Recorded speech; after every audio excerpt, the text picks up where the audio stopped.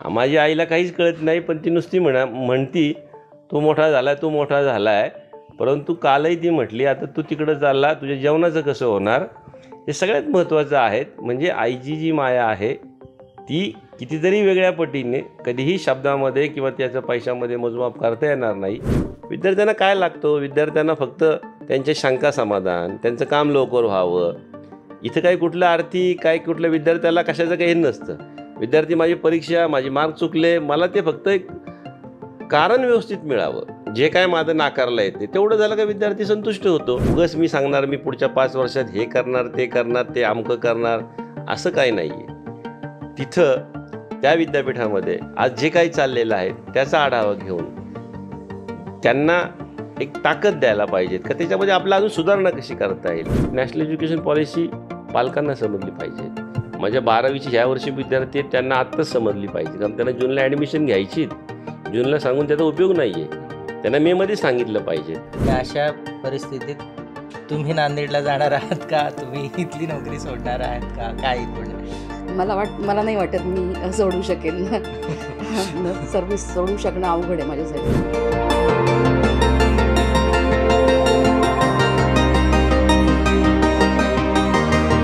नमस्कार, स्वागत आहे तुमचं युजी वार्तामध्ये. मी राहुल शिंदे आणि आज आपण आलेलो आहोत स्वामी रामानंद तीर्थ मराठवाडा विद्यापीठाच्या कुलगुरूपदी ज्यांची निवड झालेली आहे ते सन्माननीय doctor MG Chaskar sir. Chaskar sir हे सावित्रीबाई फुले पुणे विद्यापीठाच्या विज्ञान व तंत्रज्ञान विद्याशाखेचे अधिष्ठाता होते आणि पुणे जिल्हा शिक्षण मंडळ या नामांकित शिक्षण संस्थेमधील विविध महाविद्यालयांमध्ये त्यांनी प्राचार्यपद भूषवलेलं आहे. सुमारे 20 वर्षांहून अधिक प्राचार्यपदाचा त्यांचा अनुभव आहे आणि या अनुभवातच आता ते नांदेड विद्यापीठाच्या कुलगुरूपदाची धुरा पुढे चालवणार आहेत. सर नमस्कार, स्वागत आहे तुमचं युजी वार्तामध्ये. नमस्कार. प्रथमतः युजी वार्तातर्फे तुमचं खूप खूप अभिनंदन. मला एकूण आणि आमच्या प्रेक्षकांना आवडेल की तुमची एकूण शैक्षणिक वाटचाल कशी झाली, तुमचं मूळ गाव कुठे होतं, तुमची घरची एकूण सामाजिक पार्श्वभूमी कशी होती, कृपया याबद्दल तुम्ही निवेदन करावं. पुणे जिल्ह्यामधील आंबेगाव तालुक्यातील म्हाळुंगे पडवळ हे माझं जन्मगाव. या गावामध्येच बाबूगेणू जे हुतात्मा झाले त्यांच्या पावनभूमीने या गावाची जी स्मृती आमच्या मनामध्ये जागृत होतात आणि त्याच गावामध्ये जन्म झाल्यामुळे त्याचाही मला पहिल्यांदा अभिमान आहे. त्याचबरोबर समाजाची सेवा करण्यासाठी ज्यांनी वाहून घेतलं व जिल्हा परिषदेचे पहिले अध्यक्ष जे झाले ते अण्णासाहेब आवटे हेही याच गावचे. आणि अशा गावामध्ये माझा जन्म झाल्यानंतर माझी जी वाटचाल आहे ती एका शेतकरी कुटुंबामध्ये झाली. आजही मला माझी माहिती सांगत असताना म्हणजे वडील हे अतिशय गरीब परिस्थितीतनं लहानपणी त्यांच्या वडिलांचं निधन झाल्यानंतर त्यांनी 7वीपर्यंत त्यांचं शिक्षण गावाने पूर्ण केलं आणि वडिलांना कृषी महाविद्यालयामध्ये असिस्टंट म्हणजे लॅबोरेटरीमध्ये काम करण्याची संधी मिळाली. आणि आई ही माझी अशिक्षित दुसरी शिकलेली, तिनेही काबाड कष्ट करून आम्हाला भावंडांना वाढवलं. मला 3 बहिणी आणि मी एकटा. आणि हे सगळं माझं शिक्षण म्हाळुंगे पडवळ गावातील रयत शिक्षण संस्थेच्या बाबूगेणू विद्यालयामध्ये 10वीपर्यंत झालं. म्हणजे ज्या आमचं शिक्षण परिस्थितीमधनं झालं त्या परिस्थितीतनं वडिलांनी मग पुण्याला मॉडर्न कॉलेजमध्ये प्रवेश घ्यायला लावला आणि मॉडर्न कॉलेजमध्ये 11वीपासून तर BSc त्या महाविद्यालयामध्ये मी शिकत राहिलो. परंतु 5-6 वर्ष गावातनं एसटीतनं आई डबा पाठवायची. मॉडर्नमध्ये शिकत असताना 12वीनंतर घरच्या परिस्थितीमध्ये मी शिक्षण घ्यायचं नाही म्हटलं आणि आपली शेती करायचं. परंतु आईने सांगितलं एकुलता एक मुलगा असला तरी मला मेला तरी तो मुलगा चालेल, पण आईने घरातनं पाठवून दिलं पुन्हा एकदा. आणि पुन्हा एकदा मग या ठिकाणी येऊन जूनमध्ये ॲडमिशन घेतलं आणि शिक्षणाला महाविद्यालयाने सुरुवात केली. आणि कुठंतरी ते मनाला लागलं मित्र सवंगडी चांगले मिळाले आणि मॉडर्नच्या महाविद्यालयामध्ये मग माझ्याबरोबरचे जे काही मित्र होते ते वेगवेगळ्या पदावरती डेप्युटी कलेक्टर असतील किंवा प्रांत असतील असे माझे सगळे रूममेट त्या पदावरती गेले. मी MSc विद्यापीठामध्ये प्रवेश घेतला आणि हळूहळू आपल्याला हे होतं आहे का नाही, मधीच परत पुन्हा हे सोडण्याचीही संधी मला मिळाली. रस्टनमध्ये मी इंटरव्ह्यू कॉल याला परीक्षा पास झालो रस्टन कंपनीमध्ये, परंतु वजन माझं भरलं नाही म्हणून मला त्यांनी तिथनं काढून टाकलं आणि मी ठरवलं आता आपल्याला MSc आपण करूया. काही मनी ध्यानी नव्हतं आणि ती MScची सुरुवात अशा रीतीनं झाली.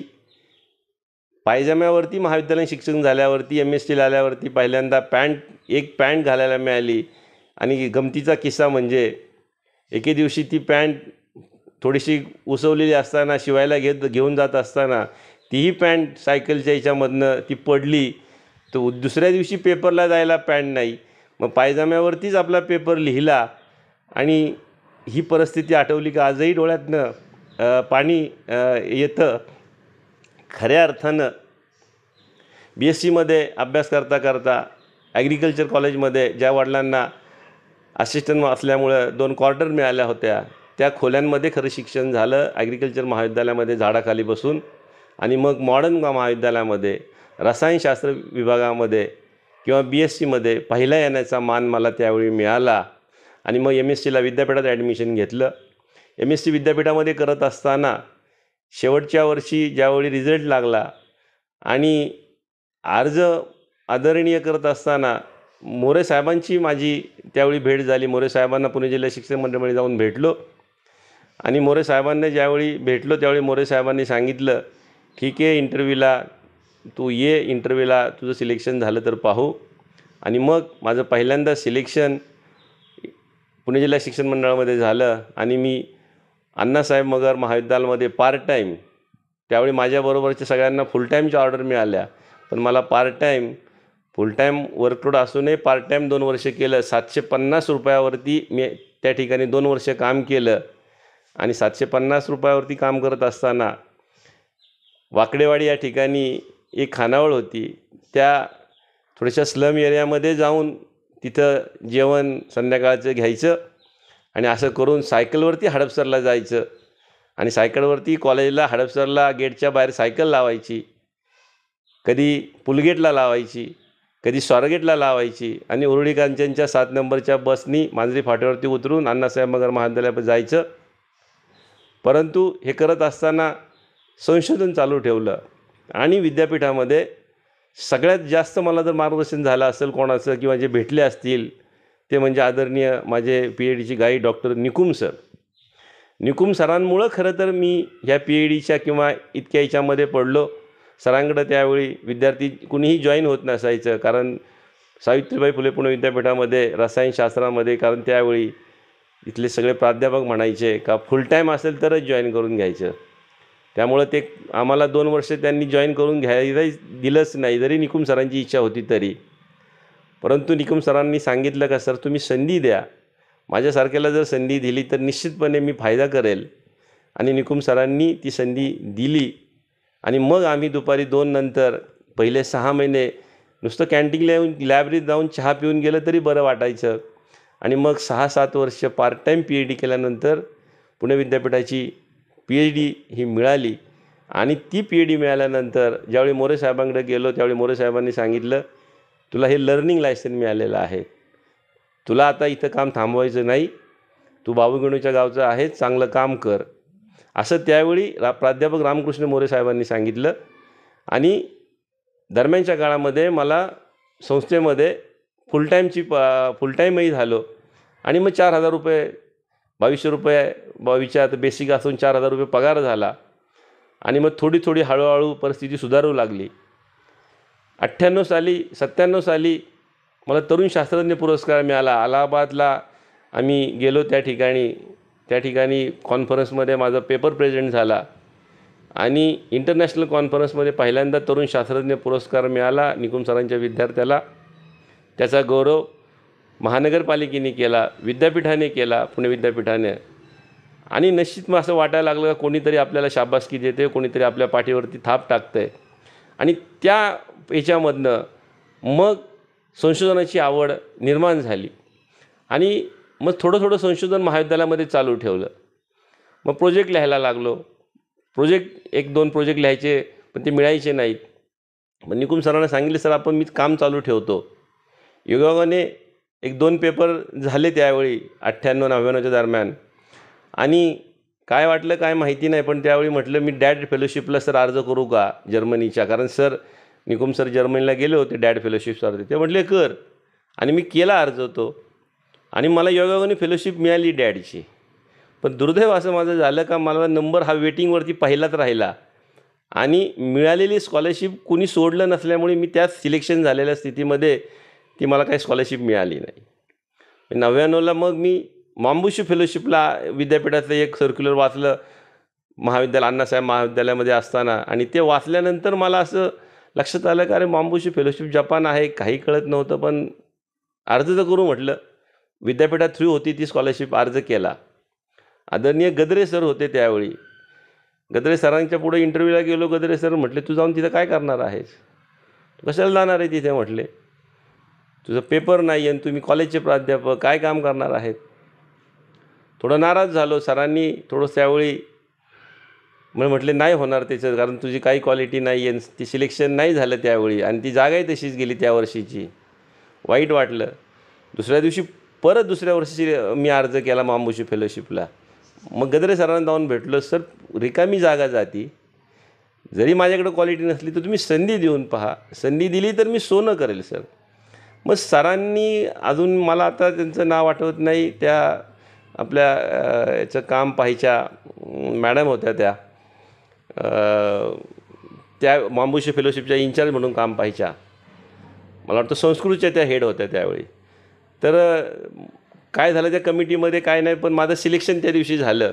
मग त्यांनी मला सांगितलं तुला गाईड मिळाला पाहिजे जपानचा, तुला जर गाईड मिळाला तर तुला आम्ही पाठवू. मग गाईड मिळवण्यासाठी मी NCLला गेलो. NCLला आमच्याच गावच्या अण्णासाहेब आवटेंच्या एक नात होती सायंटिस्ट, शोभा आवटे म्हणून सायंटिस्ट. तिला मी जाऊन भेटलो आणि मला सगळ्यात याच्यामध्ये तिला भेटल्यावरती म्हटली, 2 महिन्यात तिने मेल पाठवल्या. त्यावेळी मेलची कुठं व्यवस्था नसायची, पण ती NCLला होती, नुकतं सुरू झालं होतं. आणि सिडॅकमध्ये माझा एक क्लास मित्र होता, त्यांनी मला मदत राहायची. तो गपचूप माझ्यासाठी एखादी मेल टाकायचा, मग मला सांगायचा मेल केली बरं का.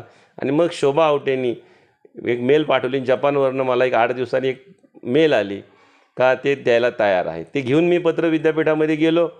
ते म्हटले नाही, आम्हाला फक्त नागोया युनिव्हर्सिटीचं गाईड पाहिजे, हा गाईड आम्हाला चालणार नाही, कारण तो NITचा गाईड आहे. झालं. मग परत गेलो त्यांच्याकडे. असं असं झालं. म्हटलं पहा काहीतरी करा. मग त्यांनी एक सांगितलं का असं मी असं करते, मी त्यांना पत्र लिहिते, नागोया विद्यापीठातलं कोणतरी आहे का पाहते. म्हटलं तेवढं करा. मग त्यांनी लिहिलं पत्र. मग ते नागोया विद्यापीठातला एक हातोरी म्हणून प्रोफेसर हातोरी होते. परमेश्वराचीच ती एक देण असेल. आणि ते हातोरींनी मला ॲक्सेप्ट केलं. आता हातोरींनी ॲक्सेप्ट केल्यावरती पुन्हा प्रश्न निर्माण झाला का तिथं त्यांना सांगणार कोण. जर मी शोधलं तर आपले फिजिक्स विभागाचे डॉक्टर संजय ढोले हे त्या ठिकाणी त्या वर्षी 2000 साली तिथं होते. मग ढोले सरांना मी कम्युनिकेट केलं. ढोले सरांनी मला खूप मदत केली त्यावेळी. मग ढोले सर ते गेले त्या हातोरींकडं, तिथं ऑफिसमध्ये गेले, तिथलं ते पत्र त्यांनी सगळं घेतलं. आणि जपानला मला जर जाण्यामध्ये असेल तर ढोले सरांचाही सिंहाचा वाटा आहे. तर ढोले सरांनी तिथं खूप मदत केली. मग मला ते पत्र आल्यावरती मला ती जपानची फेलोशिप मिळाली एक दिवशी. आणि मग असं वाटलं का ज्यावेळी जाण्याची वेळ आली त्यावेळी मिसेस माझी म्हणजे तिने PhDच्या काळापासून खूप घर सांभाळलं, सगळं केलं. म्हणजे पत्नीचाही सिंहाचा वाटा तिच्यामध्ये आहे. आणि मग पत्नी म्हटली का तुम्ही गेले तरी घर मी सांभाळेल, आईवडील सांभाळील. आणि अशा परिस्थितीत तिने 2 वर्ष जायचं, सगळं घरदार सोडून एवढं सोपं नसतं. मग मी विमानात बसलो. विमानात बसल्यावरती माझे वडील आणि ही सगळी मंडळी मला, कारण खानदानीमध्ये पहिल्यांदा विमानात कोणतरी बसतो आहे. माझ्या बहिणी सगळ्या मग याच्यावरती आल्या, सगळे रडत होते. आणि त्या परिस्थितीमध्ये मी विमानात बसलो. बेल्ट कसा लावायचा, कसं बसायचं हेही माहीत नव्हतं. शेजारच्याचं पाहायचं आणि मग बेल्ट लावायचे. आणि जपानमध्ये गेल्यावरती भाषा वेगळी, सगळं हे शिकत असताना जपानमध्ये गेल्यावरती मला एकच छंद लागला, तो म्हणजे तिथं काम करायचा. जपानमध्ये एवढं काम केलं त्या लॅबमध्ये का माझे 3 पेपर एक 6 महिन्यामध्ये जपानमध्ये झाले पहिल्याच याच्यामध्ये, आणि सगळं इनोव्हेटिव्ह वर्क झालं. ते जपान म्हणायचे तू शनिवारी पण जात नाही, रविवारी पण मी जात नाही. मी म्हणायचं मी बाहेर जाऊन काय करू, मला भाषा येत नाही, काय येत नाही, बोलायला नसतं, त्यापेक्षा इथं काम केलं आपलं बसलं करत राहायचं. मग 2 वर्ष मी इतकं काम केलं का त्या लोकांची इतकी मनं जिंकली. काम प्रचंड केल्यावरती जपानच्या लोकांनाही वाटलं का भारतीय खूपच काम करत आहेत आपल्यापेक्षा, कारण मी जायचंच नाही. आणि याचा परिणाम असा झाला, त्यांनी मला पुढच्या 6 वर्षामध्ये 3 वेळा फेलोशिप दिली. आणि मी जवळजवळ 2012पर्यंत जपान गव्हर्नमेंटच्या फेलोशिपनी 3 वेळा जाऊन आलो. हे केवळ कामामुळं जाऊन आलो. अजूनही ते मला बोलवतात का आता तुम्ही या, परंतु आता ह्या सगळा इथं असल्यामुळे मला जाता येत नाही. मीनवाईल मला जर्मनीला पण इन्व्हिटेशन आलं 3 महिन्याचं. मी जर्मनीला पण गेलो, हॅनोवर विद्यापीठामध्ये, तिथेही मी संशोधन केलं, तिथेही चांगलं काम केलं, तिथेही एक पेपर माझा चांगला झाला. आणि मला एक अभिमानानं सांगावं असं वाटतं कारण इस्रायलच्या प्रोफेसरनं जपानच्या माणसाला लिहिलं का मला एका सोल्जर मेथडवरती चांगला काम करणारा माणूस मला पाहिजे. तर त्या माणसाने सांगितलं तुम्ही इतक्या लांब मला विचारण्यापेक्षा तुम्ही भारतामध्ये असा माणूस आहे तर त्याला तुम्ही पत्र पाठवून विचारा ते मेथडचे प्रिपरेशन कसं करायचं. तर त्या माणसाने मला पत्र पाठवलं आणि त्यांनी ते पत्र माझ्याकडे अजून जपून आहे. त्यांनी पाठवलं का अशी मला गरज आहे, तुमचा रेफरन्स अशाने दिला तर तुम्ही मला मदत करणार का. म्हणजे ज्यांनी कधी स्वप्न पाहिलं नाही, ज्यांनी कधी विमान माहिती नाही, ज्यांनी कधी शेती फक्त आपली करायची हे ध्येय डोळ्यासमोर ठेवलं होतं, ते चेंज होत इतक्यापर्यंत आलं का हा सगळा प्रवास बाहेरचा मी तुम्हाला सांगितला परदेशातला, आणि तिथे माझं नावलौकिक चांगलं झालं. पण मी जपानवरून आल्यानंतर 2-2.5 वर्षानंतर मग मी NCL किंवा सिमेट ह्यांच्याबरोबर प्रोजेक्ट करायला लागलो. म्हणजे मी रिॲक्शन करायचं अण्णासाहेब मगरला, परंतु सॅम्पल बाटलीमध्ये भरून बॅग पाठीला लावून NCLला जायचं दुपारी ॲनालिसिस. म्हणजे दरम्यानच्या काळात पुण्यामध्ये प्राध्यापक आणि प्राचार्य म्हणून काम सुरू होतं आणि संशोधनही सुरू होतं. बरोबर आहे. माझं 2 वर्ष जपानला काढल्यानंतर मी परत आलो इथे प्राध्यापक इथं आल्यावरती 2000 ते 2004पर्यंत मी मग रिसर्च कंटिन्यू चालू ठेवलं. आणि मला सगळ्यात पुणे जिल्हा शिक्षण मंडळाने खूप सहकार्य केलं. आदरणीय पुणे जिल्हा शिक्षण मंडळाचे अध्यक्ष आदरणीय दादांचा प्रचंड विश्वास माझ्यावरती. दादांनी सांगितलं ह्याला काय पाहिजे ते मदत करा, संशोधनाला असेल, सगळ्याला असेल. दादांनी नेहमी पाठीवरती थाप दिली. त्याचबरोबर ॲडव्होकेट संदीप कदम असतील, राजेंद्र घाडगे असतील, ह्यांचंही सहकार्य लागलं. संदीप कदम सरांचा विश्वास काय त्याला काहीतरी येतं. दादा नेहमी सांगायचे का चास्करांना माहिती आहे सगळं, चास्करांना विचारा. माझा एक आत्मविश्वास वाढत गेला. मी संशोधन NCL सिमेंट प्रोजेक्ट लिहित गेलो. आणि हे सगळं करत असताना संस्थेसाठी मी कुठं कमी नाही, पाठीमागं नाही पडलो. मी ज्या महाविद्यालयात गेलो, माझी पहिली प्राचार्य म्हणून पोस्टिंग झाली ती अण्णासाहेब ओतूर महाविद्यालयामध्ये. त्या ठिकाणी गेल्यानंतर त्या ठिकाणी मी ते महाविद्यालयाला पुणे विद्यापीठाचा पहिल्यांदा सर्वोत्कृष्ट पुरस्कार मिळवून दिला. त्यानंतर तिथं ग्रँट आणल्या. नंतर माझी बदली संस्थेने सासवड महाविद्यालयामध्ये केली. सासवड महाविद्यालयामध्ये सगळे मास्टरचे कोर्सेस सुरू केले, कॉम्प्युटरचे कोर्सेस सुरू केले, सायन्सच्या चांगल्या लॅब बनवल्या. अतिशय अद्यावत अजूनही लोक नाव काढतात का मायक्रोबायोलॉजी लॅब त्या ठिकाणी लोक पाहायला जातात. अशी लॅब बनवली मायक्रोबायोलॉजी. MSc त्यावेळी सुरू केली. आणि तिथं एक लेडीज हॉस्टेल होतं, त्या लेडीज हॉस्टेलला निधी आणला कोटी, कोर्सेस केले. सगळं जो काही स्कीम त्यावेळी यायच्या ती स्कीम मिळवायची, ती माझ्यामध्ये तेवढी हिंमत राहायची, ताकद राहायची, आणि मी ती मिळवायचा त्या महाविद्यालयाला. आता तुम्ही मध्यंतरी उल्लेख केला रामकृष्ण मोरे सरांनी तुम्हाला खूप मदत केली आणि त्यांच्याच नावे जे कॉलेज आहे तिथे तुम्हाला काम करण्याची संधी मिळाली. ज्यावेळी तुम्ही तिथे रुजू झालात त्यावेळी तुमच्या काय भावना होत्या? ज्यावेळी मी त्या महाविद्यालयामध्ये गेलो तिथं रुजू व्हायला, मी घोलप साहेबांच्या आधी सांगवीलाही मी बाबुरावजी घोलप महाविद्यालयामध्ये काम केलं. तेही महाविद्यालयाचा चेहरामोहरा बदलायचा प्रयत्न केला. सगळ्या तिथेही ग्रँट आणल्या. BOK असेल, DST असेल, FIST असेल, DBT असेल. त्या महाविद्यालयालाही उत्कृष्ट पारितोषिक मिळालं. मग मला माझी आकुर्डीला प्राध्यापक रामकृष्ण मोरे महाविद्यालयामध्ये बदली झाली. ज्यावेळी त्या ठिकाणी गेलो तर साहेबांचं नाव वाचल्यावरती आदरणीय मोरे साहेबांनी त्यावेळी मला माझा पगार चालू ठेवला होता. नाहीतर माझा पगार बंद केला असता तर मी जपानला जाऊच शकलो नसतो. आदरणीय मोरे साहेबांनी सांगितलं ह्याला संस्थेच्या याच्यातनं पगार द्या आणि तसे आदेश मोरे साहेबांनी त्यावेळी दिले. खरं तर मोरे साहेबांनी खूप सहकार्य केलं या याच्यामध्ये आणि म्हणून त्या महाविद्यालयात गेल्यावरती या महाविद्यालयासाठी आपण काहीतरी करायचं म्हणून रामकृष्ण मोरे महाविद्यालयामध्ये गेल्यावरती सगळ्या टीमला बरोबर घेऊन आणि दादांचा विश्वास, दादांचं माझ्यावरती आदरणीय आता राज्याचे उपमुख्यमंत्री आहेत दादा, परंतु मला दादांनी बऱ्याच वेळा मी ज्यावेळी जायचा तर शेजारी ताटाशेजारी बसून जेवायला घेतलेलं आहे. दादांनी मला कधी बाहेर उभं नाही केलं. सर तुमच्या एकूण जीवन प्रवासात होते, त्यांच्याविषयीच्या तुमच्या काय भावना आहेत? प्राध्यापक रामकृष्ण मोरे कुठलाही छोटं मोठं माझ्या हातून एखादा पेपर पब्लिक झाला किंवा एखादी कॉन्फरन्सला गेलो किंवा तरुण शास्त्रज्ञ पुरस्कार मिळाला का साहेब सत्कार करायचे आणि ते सत्कार केल्यामुळं पाठीवरती एक थाप पडायची. म्हणजे पुणे जिल्हा शिक्षण मंडळाचे जितके कार्यक्रम झालेत पहिल्या त्या कार्यक्रमामध्ये तर प्रत्येक कार्यक्रमामध्ये मला कुठल्या तरी अकॅडमिकचा म्हणा एखादा नारळ मला मिळायचा, एखादी शाल मिळायची आणि खरं तेच माझ्या आयुष्यामधलं एक पाठीवरचं कौतुक ते मला पुढं घेऊन जात राहिलं किंवा त्याचं ओझं माझ्या पाठीवरती राहत राहिलं म्हणून मला पुढं चालायला लागत राहत होतं. ही मोरे साहेबांची देणगी. मोरे साहेबांनंतर ज्या त्यांच्या महाविद्यालयामध्ये गेलो त्यावेळी दादांनी सांगितले पिंपरी चिंचवडमधलं महाविद्यालय आहे, तुझ्याकडनं माझ्या चांगल्या अपेक्षा आहेत आणि त्या महाविद्यालयाचा आलेख उंचावत असताना महाराष्ट्रात त्यावेळी नॅकची जी नवीन सिस्टीम नेमकी बदलली होती त्यावेळी महाराष्ट्रामध्ये त्या महाविद्यालयाला 3.46 ही सर्वोच्च अशा प्रकारची A+ म्हणजे A++च्या 0.6 जवळ आहे ती आणि ही नॅकची ग्रेड मिळाली महाविद्यालयाला आणि पुणे जिल्हा शिक्षण मंडळामध्ये आत्तापर्यंत आणि राज्यामध्ये त्यावेळी सगळ्यात हायेस्ट ग्रेड कला वाणिज्य विज्ञान महाविद्यालयामध्ये होती.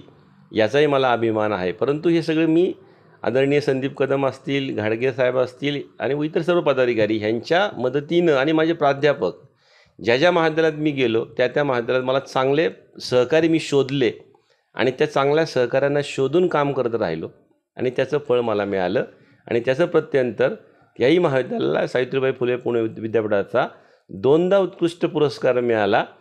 ह्या टीमवर्क आहे आणि ते मी करत राहिलो. त्याचबरोबर नॅशनल एज्युकेशन पॉलिसी आणि ॲटॉनॉमी एकाच वेळी पिंपरी चिंचवडमध्ये सुरू करणारं प्राध्यापक रामकृष्ण मोरे हे महाविद्यालय हे पहिलं महाविद्यालय. अभिमानानं सांगा असं वाटतं या महाविद्यालयामध्ये गेल्या 6 ते 7 वर्षामध्ये काम करत असताना ॲकॅडमिकमधली सावित्रीबाई फुले पुणे विद्यापीठाची 22 सुवर्णपदकं मिळालेली महाविद्यालय येते.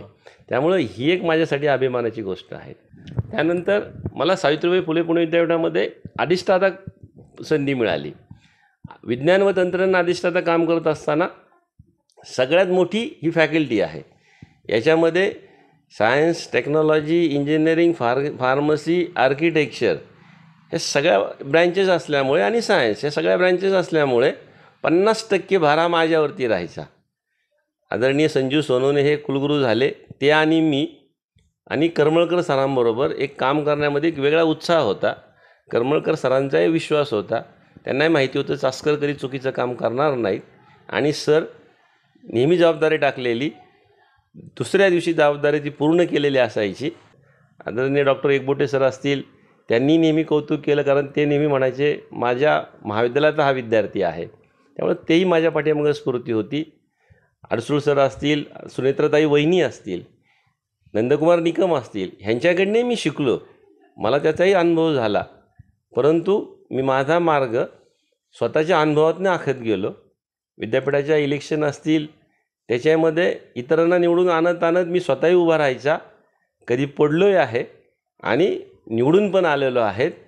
मला विशेष माझा विजय सांगायचा असेल निवडणुकीमधला विद्यापीठाच्या स्तरावरचा का प्राचार्याच्या संघटनेने माझं तिकीट नाकारलं, परंतु प्राचार्यांच्या संघटनेच्या विरुद्ध उभं राहून निवडून आलो. हेही मला खऱ्या अर्थानं मला त्यावेळी माझा तो जो काही विजय आहे तो मला भावला. कारण त्याचं कारण बहुमताने नाही दुसऱ्या नंबरने मी निवडून आलो, हेही त्याच्यामध्ये महत्त्वाचं आहे. आणि म्हणून निवडणूक तेवढ्यापुरती होती, पण पुन्हा निकम सर असतील, सगळ्या सहकाऱ्यांबरोबर जाधवर असतील, आमचे नितीन घोरपडे असतील, सगळ्यांबरोबर एक चांगल्या रीतीनं काम करत पुढे जायचा मी चालू ठेवलं. आणि म्हणून मला अधिष्ठातापद काम करत असताना कधीही अडचण नाही आली. आणि माझ्या कुटुंबाविषयी सांगायचं म्हटलं तर माझ्या पत्नीनं खूप कष्ट घेतले. मी नेहमी बाहेर राहिलो, ॲकॅडमिक असेल, बाहेर धावपळ असेल, मी घरी कमी वेळ दिला, परंतु तिने सगळा माझा संसार प्रपंच अतिशय चांगल्या रीतीनं सांभाळला. इवन आमचंच नाही तर माझ्या बहिणी असतील, सगळ्यांना एक ती म्हणजे सगळ्यांना बरोबर घेऊन जाते. आणि हे करत असताना तिचं फार मोठं सहकार्य लागलं. तिचा सिंहाचा वाटा याच्यामध्ये आहे. दुसरी म्हणजे माझी आई. माझ्या आईला काहीच कळत नाही, पण ती नुसती म्हणती तू मोठा झाला आहे, तू मोठा झाला आहे. परंतु कालही ती म्हटली आता तू तिकडं चालला, तुझ्या जेवणाचं कसं होणार. हे सगळ्यात महत्त्वाचं आहे. म्हणजे आईची जी माया आहे ती कितीतरी वेगळ्या पटीने कधीही शब्दामध्ये किंवा त्याच्या पैशामध्ये मोजमाप करता येणार नाही. निश्चितपणे पुढच्या 5 वर्षामध्ये स्वामी रामानंद तीर्थ विद्यापीठासाठी जेवढं चांगलं काम करता येईल, माझ्या बहुजन समाजाच्या गरीब मुलाला माझ्या पदाचा उपयोग होईल, असं काहीतरी कार्य भविष्यामध्ये घडण्यासाठी परमेश्वराने मला अजून शक्ती द्यावी एवढी अपेक्षा व्यक्त करतो. आणि येजू वार्ताचे खरं तर शिंदे सरांचं कौतुक करायला पाहिजे. ते नेहमी आमच्या पाठीमागं लागायचे. एखादा विद्यापीठातला विषय असला तरी रात्री फोन करणार, सर काय हो तुमचं मत याच्यावरती, मग कोड घेऊ का. आणि मग ते कोड घेणार त्याच्यामध्ये आणि पुन्हा विचारणार, सर नाव टाकू का. आता दिल्यावरती मी म्हणणार टाका नाव. आणि हे त्यांचंही सहकार्य. आणि विशेष मी ज्यावेळी आत्ता कुलगुरूच्या शर्यतीमध्ये होतो त्यावेळी आणि कुलगुरू झालो, तर माझा स्पर्धक जरी नसले तर माझ्यावरती प्रेम करणारे डॉक्टर संजय ढोले सर. म्हणजे खरं तर सरांनी मला 3 वेळा फोन करून सांगितलं, सर तुम्ही झाला काय मी झालो काय, मला तुम्ही झालं तर मला तेवढाच अभिमान आहे. तर असा सहकारी मिळणं हे दुरापास्त आहे. सर मी त्यांना सांगितलं, सर जरी मी आज कुलगुरू झालो असलं तरी तुम्ही मला हे जपानला जाताना ज्यांनी मदत केली ते संजय ढोले आणि तेच आस्कर, हेच नातं आहे. सर आता कुलगुरूपदी तुम्ही विराजमान होता आहात आणि नांदेडच्या एकूण जे काही 3-4 जिल्हे आहेत त्या जिल्ह्याच्या तुमच्याकडनं खूप अपेक्षा आहे, तिथल्या शैक्षणिक संस्थांच्या, विद्यार्थ्यांच्या, प्राध्यापकांच्या. त्याचबरोबर नवीन शैक्षणिक धोरण येत आहे आणि त्याच्या अंमलबजावणी करणं हे राज्यासमोरचं आणि आता तुमच्यासमोरसुद्धा आव्हान असणार आहे. तर त्या संदर्भातल्या तुमच्या काय कल्पना आहेत. मी ज्यावेळी तुम्ही कुलगुरू झाला त्यावेळी तुमच्याशी बाईट घेताना बोललो की तंत्रज्ञानाला बरोबर घेऊन आणि शैक्षणिक जी दरी आहे ती भासू देणार नाही या दृष्टीने तुमचं नियोजन असेल, त्याबद्दल थोडंसं सांगावं तुम्ही. सर आता मी कालच स्वामी रामानंद तीर्थ मराठवाडा विद्यापीठाचा कारभार स्वीकारलेला आहे. आणि त्या ठिकाणी आत्ता ज्या गोष्टी चाललेल्या आहेत त्याचा पूर्ण आढावा घेऊन, उगाच मी सांगणार मी पुढच्या 5 वर्षात हे करणार ते अमकं करणार असं काही नाही आहे. तिथं त्या विद्यापीठामध्ये आज जे काही चाललेलं आहे त्याचा आढावा घेऊन त्यांना एक ताकद द्यायला पाहिजेत का त्याच्यामध्ये आपल्याला अजून सुधारणा कशी करता येईल. म्हणजे एन्व्हायरमेंट क्रिएट करायचं चांगल्या कामाचं. एकदा एन्व्हायरमेंट क्रिएट झालं, माझ्या सगळ्या कर्मचाऱ्यांमध्ये, माझ्या अकॅडमिक काउन्सिलमध्ये, माझ्या सिनेटमध्ये एक आत्मविश्वास निर्माण झाला का तर माझं काम आपोआप होणार आहे. नाहीतर मी हे करणार ते करणार म्हटल्यावरती ज्या आहेत त्याच आपण व्यवस्थित करत नाही आहेत. तर म्हणून पहिले 6 महिने मी त्याच्यावरती भर देणार आहे, सगळ्यांना समजून घेणार आहेत. आणि 10 ते 5 काम करण्यापेक्षा बसून काम मनानं तन्मयतेनं करावं. याच्यासाठी काय करायचं. मग तो सेवक असेल तर फार उच्च पदस्थ अधिकारी, संविधानिक अधिकारी असतील, त्यांना असं वाटलं पाहिजे की आपल्याला आजचं काम हे आपण आज संपवलं पाहिजे. याच्यामध्ये नाविन्य काय करू शकतो हे माझ्यापेक्षा त्या कर्मचाऱ्याला वाटलं पाहिजे. आणि त्यावेळी खऱ्या अर्थानं विद्यापीठाचा विकास होईल. एवढं मी पहिल्या वर्षभर तरी मला करायला मिळालं तरी मी भाग्यवान समजेल. त्याच्यामध्ये एक आत्मविश्वास निर्माण करेल. दुसरं जे आहे तिथं डिजिटल प्लॅटफॉर्म जे आपण सावित्रीबाई फुले पुणे विद्यापीठामध्ये डिजिटल प्लॅटफॉर्म वेगवेगळे आपण केलेले आहेत, तिथं मी आढावा घेतला. तिथं ती सिस्टीम स्ट्रेंथन कशी करता येईल ते सगळ्यात महत्त्वाचं आहे. म्हणजे विद्यार्थ्यांना कुठलाही त्रास नाही झाला पाहिजे. विद्यार्थ्याला कुठलीही गोष्ट त्याला हवी तशी तिथे मिळावी याची जर आपण एकदा सोय केली, नंतर विद्यार्थ्याला गोष्ट देता नाही आली पण त्याचं समाधान झालं पाहिजे का ही गोष्ट मी मागितलेली आहे, तो माझा हक्क आहे आणि ती मला मिळणार नाही किंवा मिळेल हे विद्यार्थ्याला त्याच्या भाषेमध्ये ज्यावेळी समजतं तर तो विद्यार्थी आकावतांडव करत नाही. ह्याचा मला आत्ता गेल्या 34 वर्षाच्या प्रदीर्घ सर्व्हिसमध्ये पूर्ण अनुभव आहे. आणि म्हणून विद्यार्थी केंद्रबिंदू मानून विद्यार्थ्यांना काय लागतं, विद्यार्थ्यांना फक्त त्यांच्या शंका समाधान, त्यांचं काम लवकर व्हावं. इथं काही कुठलं आर्थिक काय कुठल्या विद्यार्थ्याला कशाचं काही हे नसतं. विद्यार्थी माझी परीक्षा माझी मार्क चुकले, मला ते फक्त एक कारण व्यवस्थित मिळावं, जे काय माझं नाकारलं येते तेवढं झालं का विद्यार्थी संतुष्ट होतो. आणि तेवढं मी पहिल्या 5-6 महिन्यामध्ये करणार. हे एक महत्त्वाचं म्हणजे माझी घडी पहिली बसेल, एक हेल्दी एन्व्हायरमेंट क्रिएट होईल, वातावरण तयार करत होईल आणि कर्मचाऱ्याला वाटेल का हे आपल्याला करायचे, आपलं विद्यापीठ आहे. एवढं झालं तर नांदेड विद्यापीठ एका उंची स्तरावर जायला सुरुवात होईल. आणि त्यानंतर नॅशनल एज्युकेशन पॉलिसी जी आहे, खरं तर नॅशनल एज्युकेशन पॉलिसीमध्ये मी राज्याच्या समितीचा सदस्य होतो गेले वर्षभर. स्ट्रक्चर हे मी माझ्या सहकाऱ्यांबरोबर बनवलं आहे त्या समितीमध्ये. त्यामुळं स्ट्रक्चरमध्ये किती व्हर्टिकल राहावं, काय करावं हे मला त्याचा अनुभव आहे. मी सावित्रीबाई फुले पुणे विद्यापीठामध्ये सगळ्या फॅकल्टीला ते स्ट्रक्चर PGसाठी राबवलं, फॅकल्टीच्या मिटिंगमध्ये सांगितलं, इव्हन स्वतः प्रेझेंटेशन पण दिलेलं आहे. आता हे स्ट्रक्चर मी माझ्या महाविद्यालयामध्ये म्हणजे विद्यापीठ स्तरावरती राबवणं वेगळं आणि महाविद्यालय स्तरावरती राबवणं वेगळं. नुसतं लेक्चर देणं, भाषण करणं आणि स्ट्रक्चर राबवायला सांगितलं याच्यामध्ये फरक आहे. त्यामुळे मी माझ्या महाविद्यालयाला सांगितलं, आता मी तुम्हाला भाषण नाही देणार, आता आपल्याला स्ट्रक्चर राबवायचे, इम्प्लिमेंट करायचे. मग इम्प्लिमेंट करत असताना अनंत अडचणी त्यामध्ये येत गेलेल्या आहेत. त्या अडचणी आम्ही रोज सोडवलेल्या आहेत. तर माझ्या महाविद्यालयामध्ये जिथे मी काम करत होतो त्यावेळी तिथे गेले वर्षभर पूर्णपणे NEP मी अतिशय सक्सेसफुली राबवलेली आहे आणि त्याचं कुठलंही माझ्या प्राध्यापकाचं त्याच्यावर तक्रार राहिली नाही. आणि त्याचंच त्याचंच बक्षीस म्हणून मला सावित्रीबाई फुले पुणे विद्यापीठाचा बेस्ट कॉलेजचा अवॉर्ड त्या NEP चांगलं राबवलं आहे त्याच्यामुळंच खरं तर त्यांनी दिलेलं आहे. हे बाहेर कोणाला माहिती नाही आहे. तेव्हा त्या कमिटीने मला सांगितलं, तुम्ही एकमेव महाविद्यालय असं आहे का तुम्ही NEPचं इतक्या चांगल्या प्रकारे आम्हाला सांगितलं आणि राबवलं आणि एक्झामपर्यंत राबवलं. म्हणजे हा एक त्याच्यामध्ये आहे. दुसरं नांदेड विद्यापीठामध्ये NEPबाबत मी सांगेल का NEP ही नॅशनल एज्युकेशन पॉलिसी सगळ्या स्टेक होल्डरला समजली पाहिजे. आज त्या ठिकाणी गेल्यानंतर नॅशनल एज्युकेशन पॉलिसी पालकांना समजली पाहिजे. माझ्या 12वीची ह्या वर्षी विद्यार्थी आहेत त्यांना आत्ताच समजली पाहिजे, कारण त्यांना जूनला ॲडमिशन घ्यायची. जूनला सांगून त्याचा उपयोग नाही आहे. त्यांना मेमध्ये सांगितलं पाहिजेत, पालक सांगितले पाहिजेत, पॅरेंट्स सांगितले पाहिजेत. आणि दुसरी गोष्ट, सेमिनार वर्कशॉप घेऊन प्राध्यापकांना सांगण्यापेक्षा प्राध्यापकांनी सांगावं आम्हाला NEP काय आहे ते. जर प्राध्यापकांनी स्वतःमध्ये सांगायला सुरुवात केली तर मला वाटतं NEP खऱ्या अर्थाने इम्प्लिमेंट होणार आहेत.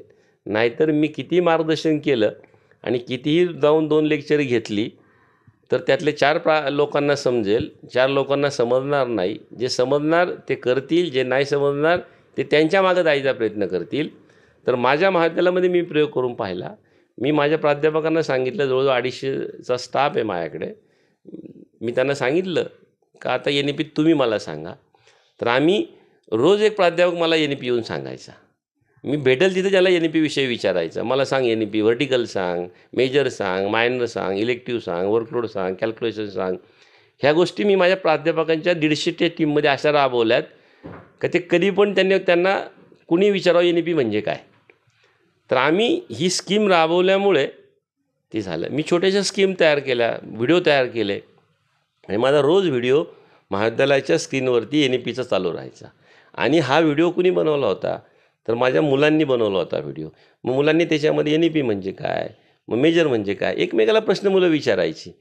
तर आपली मुलं ती फोटोमध्ये दिसतात व्हिडिओमध्ये, त्यामुळं ही मुलं पाहायची ती व्हिडिओ.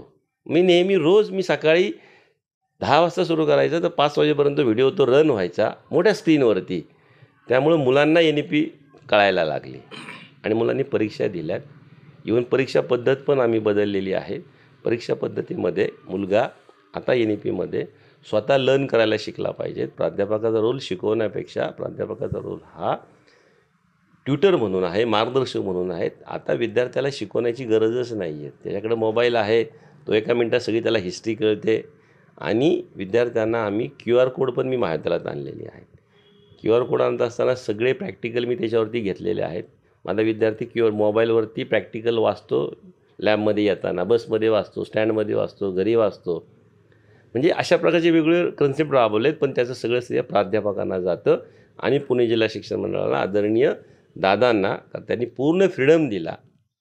पूर्ण प्रकारचं फ्रीडम का काय जे करायचे ते करा, पण चांगलं करा आणि एक नावारूपाला चांगलं महाविद्यालय आणा. हे आदरणीय दादांचं आणि सगळ्यांचं पदाधिकाऱ्यांचं मार्गदर्शन असल्यामुळे, सपोर्ट असल्यामुळे हे मी करू शकलो. हेही मला अभिमानाने सांगावं असं वाटतं. शेवटी या पदापर्यंत पोचलो. नांदेड विद्यापीठामध्ये सगळ्या गोष्टी चांगल्या रीतीनं राबवायचा प्रयत्न करेल आणि माझं आत्तापर्यंत पुणे जिल्हा शिक्षण मंडळामध्ये किंवा महाविद्यालयामध्ये ट्रान्सपरन्सी आणि पारदर्शकपणा आणि आर्थिक सगळ्या बाबतीमध्ये सगळ्यांना माझं ट्रान्सपरन्सी माहिती असते.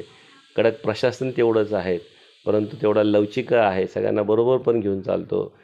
कॅम्पसमध्ये मी प्राचार्यच असतो, कॅम्पसच्या बाहेर मी तिथे सगळ्यांचा मित्र असतो. विद्यापीठामध्ये तर सगळ्यांनाच बरोबर घेऊन काम केलं, त्याचाही मला अभिमान आहे आणि मला त्रास कधी झाला नाही हेही मला सांगतो. असंच मी नांदेड विद्यापीठामध्ये एन्व्हायरमेंट तयार करायचा प्रयत्न करेल आणि आपल्या सगळ्यांच्या शुभेच्छा असू द्या. धन्यवाद. सावित्रीबाई फुले पुणे विद्यापीठाचे अधिष्ठाता, ही निवड झाल्यानंतरच्या भावना आणि नांदेड विद्यापीठाच्या कुलगुरूपदी निवड झाल्याची बातमी समजल्यानंतरची भावना, ह्या तुमच्या भावना नेमक्या कशा होत्या? आपली व्यक्ती जेव्हा मोठी होते तेव्हा साहजिकच आनंद हा शब्दात व्यक्त करण्यासारखा नसतोच. त्या शब्दांमध्ये पेक्षा भावनांमध्ये खूप काही सामावलेलं असतं. आमच्यासाठी, आमच्या कुटुंबासाठी तो खूप मोठा सुवर्ण क्षण होता. आमच्या कुटुंबातला व्यक्ती खूप मोठ्या पदावर जातो आहे आणि आता तो सगळ्यांना सोबत घेऊन जाणार आहे. तो एकटाच नाही, अनेक जण त्याच्यासोबत मोठे होणार आहेत आणि हेच आमच्यासाठी खूप आवश्यक असा भाग होता आणि ते आता होत आहे. हा इतिहास त्यांनी घडवला आहे याचा आनंद फक्त मलाच नाही तर कुटुंबातल्या प्रत्येकाला होता आणि तो आनंद प्रत्येकाने सेलिब्रेट करून व्यक्तसुद्धा केला. अगदी सगळे पळत धावत येऊन सगळ्यांनी ते सेलिब्रेशन केलं आणि फक्त आत्ताच नाही तर नेहमीच आमच्या सुखदुःखात सगळेच जण सहभागी असतात आणि आजही ते सोबत होते, राहतील, आम्ही त्यांच्यासोबत असू. असंच सरांनी पुढे जात राहावं आणि त्यांना अशा प्रकारचं पाठबळ सगळ्यांकडनं नेहमीच मिळत राहावं अशा सदिच्छा या निमित्तानं मी व्यक्त करते. मॅडम, तुम्ही स्वतः शिक्षक आहात, सर शिक्षक आहेत, तर एकूण घरचं क्षणिक आहे आणि अशा परिस्थितीत तुम्ही नांदेडला जाणार आहात का? तुम्ही इथली नोकरी सोडणार आहात का? काय एकूण? ॲक्च्युली त्यांची जशी कामाशी खूप तद्रूप भावना आहे, तद्वत माझीही आहे. त्यामुळे इतक्या लवकर निर्णय घेणं अवघड आहे. मला खूप आवडतं. माझ्या मुलांबरोबर, विद्यार्थ्यांबरोबर मी खूप आनंदात असते. तो काळ एक वेगळा असतो. मला नाही वाटत मी सोडू शकेन. सर्व्हिस सोडू शकणं अवघड आहे माझ्यासाठी. Thank you so much madam. Thank you.